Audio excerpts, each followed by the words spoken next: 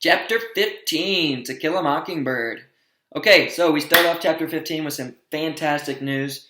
Remember that who was the surprise visitor of Chapter 14 who was hiding under the bed?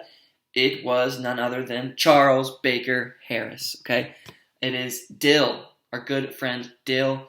He's run away, and the good news of Chapter 15 is that Dill can stay. Dill is going to be able to stay for the summer, so this is wonderful news.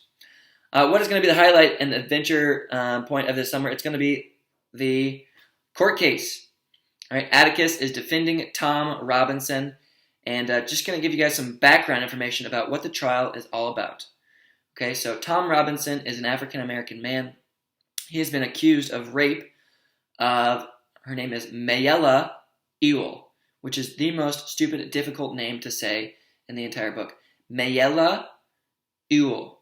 Mayella Ewell. I'll write it down for you guys. Look at this, okay? Mayella Ewell. Mayella Ewell. Mayella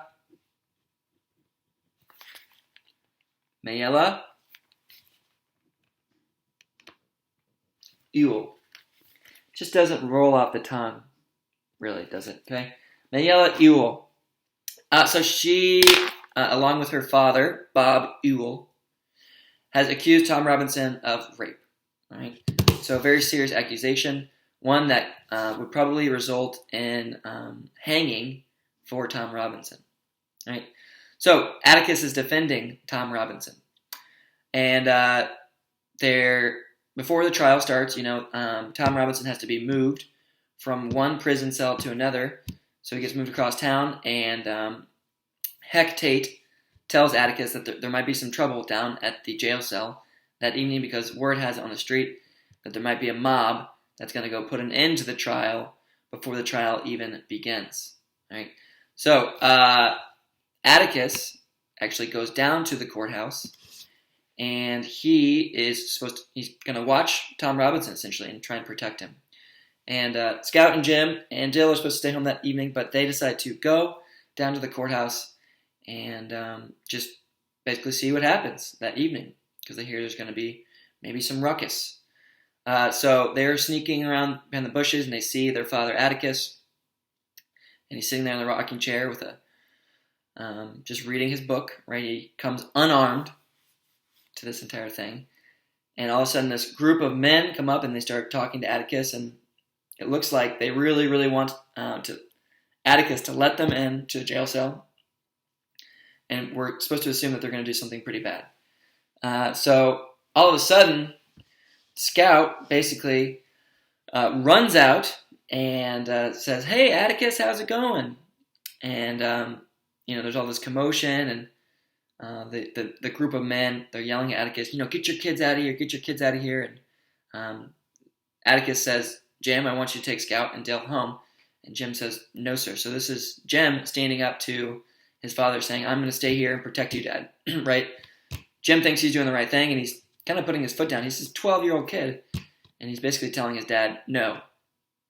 And then all of a sudden, Scout sees Mr. Cunningham, Walter Cunningham's dad, and she starts to strike up a conversation, a very sweet and innocent conversation with Mr. Cunningham. And it kind of wakes up Mr. Cunningham from this mob mentality that he is having, and it actually convinces Mr. Cunningham to go home. All right, so he gets the boys together. He says, "Come on, boys, let's go home." So I included a clip for you guys of the whole scene right there. But the important thing to know here is that Scout pretty much saves Atticus' life. Right? Atticus was unarmed. This is a group of angry men, mob mentality. They're all hyped up, probably been drinking, and they want to do something very violent. Okay, so Scout saves Atticus' life, essentially, in Chapter 15. The next morning, they're all talking about what happened, and Atticus explains mob mentality to Scout. Scout's very confused. She says, "I thought we were good friends with Walter Cunningham and his dad." And Atticus says, "Yeah, we are, but sometimes this mob mentality can get the best of people." This is so true in our society, right? Maybe we're not so passionate about something, but when we're having problems of our own and there's an easy scapegoat, we can be easily convinced to put all of our anger onto one person, right? And kind of get rid of our passions in a certain way.